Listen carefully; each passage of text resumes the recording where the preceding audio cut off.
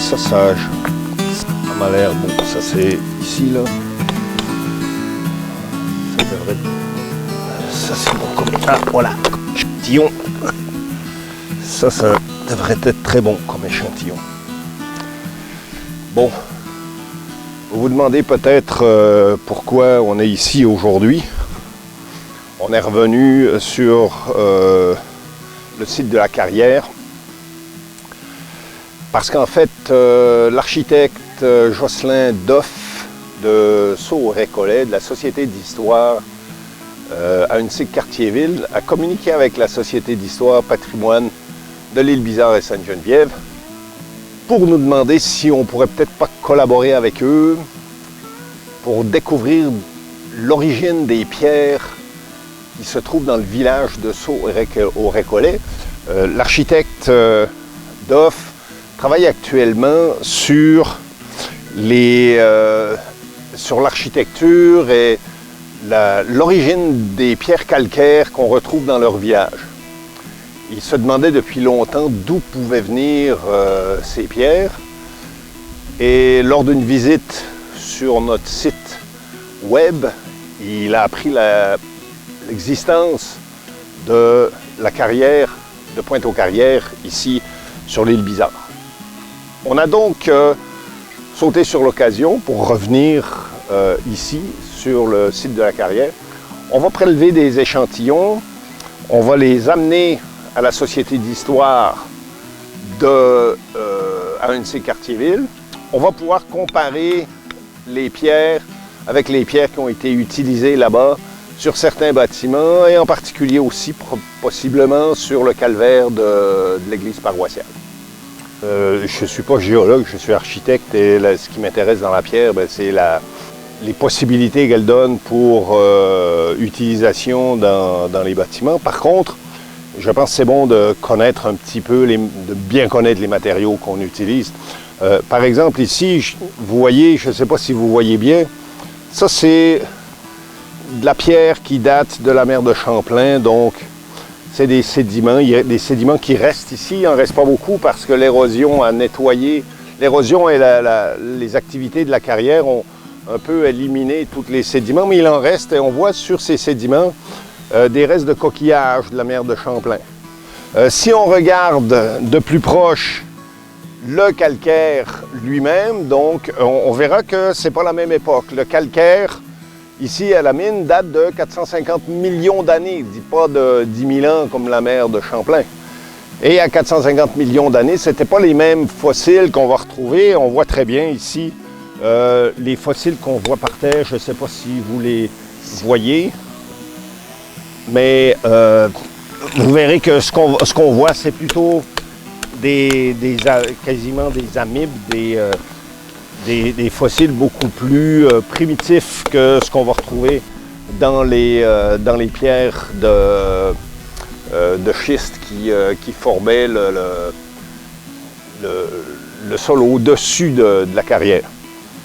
Fait que c'est une différence et on voit que cette pierre est beaucoup plus dur que ce qu'on va voir ici. Là. Ce qu'on voit ici, c'est des cailloux qui viennent de l'exploitation de la carrière, mais aussi du schiste qui recouvrait en partie toute la carrière. Bon, ça je pense que ça va être bon. Donc, on se revoit dans quelques temps à Sault-au-Récollet.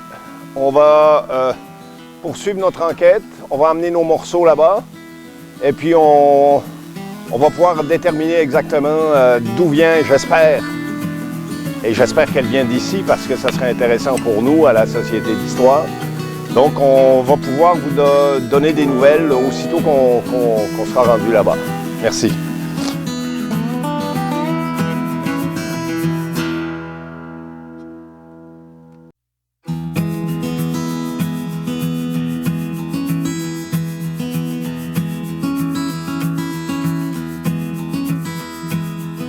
Bonjour, nous voici rendus à Sault-au-Récollet.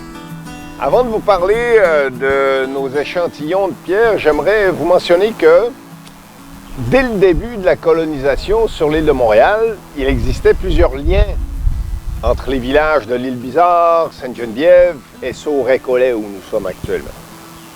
À cette époque, ces villages étaient des voisins. Plusieurs cageux de l'île Bizarre faisaient régulièrement le passage des rapides. Et une fois rendus ici, ils retournaient à pied jusqu'à l'île Bizarre. Sans oublier que les cageux de Sauret-Collet, eux autres, faisaient le même trajet, mais en sens inverse. Il y a eu plusieurs mariages entre les citoyens des trois villages, dont le mariage de Françoise Thibault de Sauret-Collet avec Pierre Braillé, le deuxième habitant de l'île Bizarre en 1739. Ce même Pierre Braillé, il s'est noyé le 5 juin 1759 dans la rivière des Prairies, à la hauteur de l'île Bizarre. Son corps a été retrouvé 12 jours plus tard à Sauret-Collet, sur la Grève, proche de la Pointe-aux-Sables, et il est inhumé le même jour. Un fait intéressant à noter, la veuve de Pierre Braillé, qui avait 10 enfants, s'est remariée en 1762. Ensuite, elle est allée s'établir sur la terre de la Pointe-aux-Carrières, à l'île Bizarre, notre sujet d'aujourd'hui. J'ai le plaisir de vous présenter Jocelyn Doff, membre de la Société d'histoire d'Ahuntsic-Cartierville. Bonjour Jocelyn. Bonjour et merci pour votre collaboration dans nos recherches sur certaines pierres que l'on retrouve ici. Connais-tu l'endroit où Pierre Braillé fut inhumé? Les pierres qui composent le mur latéral de ce bâtiment proviennent de l'ancien muret du cimetière qui entourait l'église et le vieux charnier où on gardait les morts en attente de leur enterrement. C'est autour de l'endroit où on se trouve que Pierre Braillé a été inhumé. Et qu'a donné l'analyse comparative des échantillons de pierre prélevés à Pointe-aux-Carrières avec celle de Sauret-Collet? Parmi les pierres du mur de ce bâtiment, on retrouve de la dolomie, une pierre locale et bon marché. Elle servait à la fabrication des murets et des fondations. C'est pourquoi on utilise ici sur ce mur de côté, du moins qui est moins apparent que celui de la rue de la façade principale. On utilise une pierre de taille qui était plus prestigieuse. Il y a près d'ici un monument de pierre qui est appelé le Calvaire. Il s'agit de la même pierre qu'à l'île Bizarre. Le Calvaire aurait été érigé vers 1940, mais les pierres sont plus anciennes que le monument lui-même. Elles ont été sciées selon des techniques traditionnelles du 19e siècle ou avant.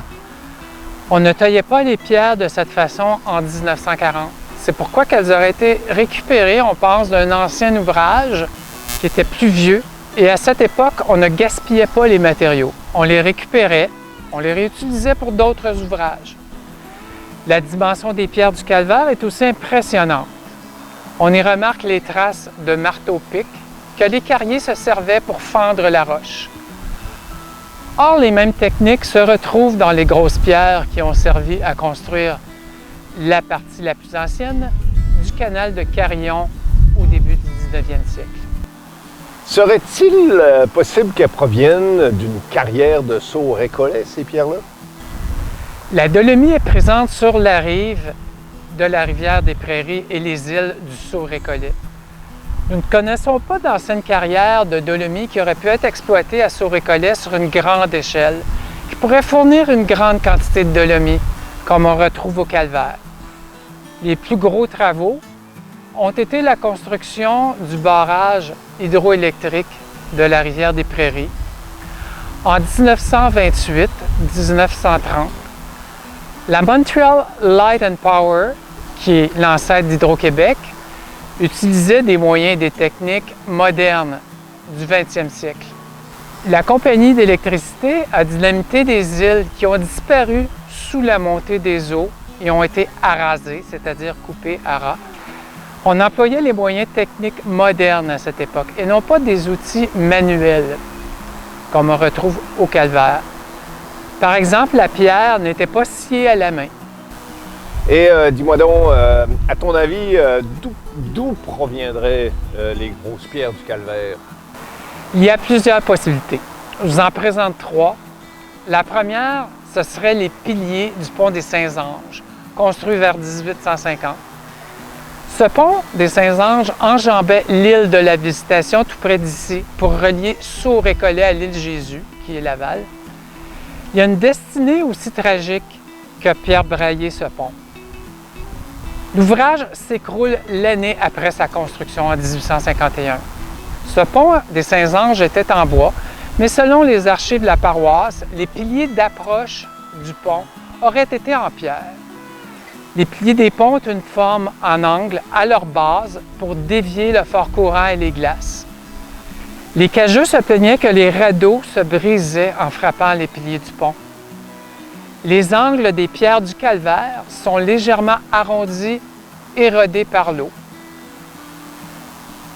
La deuxième possibilité, c'est qu'il pourrait s'agir d'un vestige du fort Lorette, ici juste à proximité, qui a été construit à partir de 1696.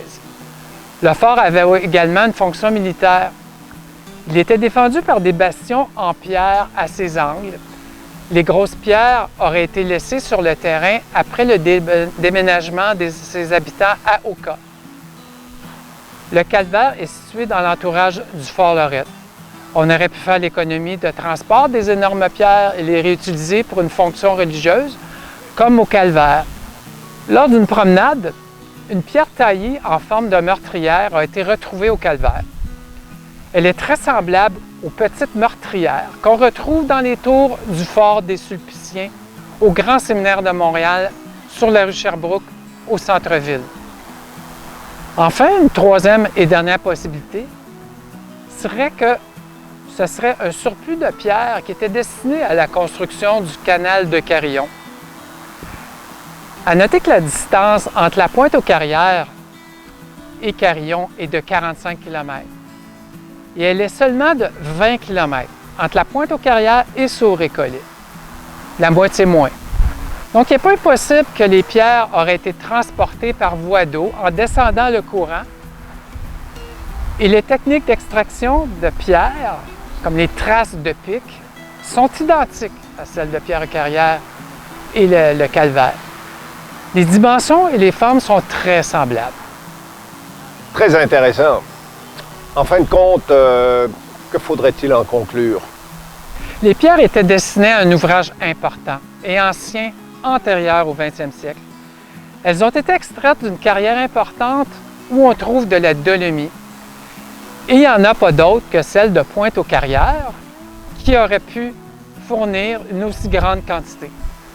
Cette carrière est ancienne. Son exploitation remonte au temps du régime français, donc depuis au moins 1753.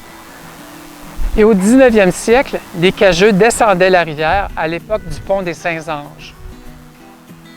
Aussi, les grands travaux du canal de Carillon démontrent qu'on était capable autrefois de transporter les pierres sur de grandes distances. Le lien entre tous ces éléments qu'on a parlé aujourd'hui, c'est la rivière des Prairies, une grande voie ancienne de communication. Alors, merci Jocelyn pour toutes ces informations.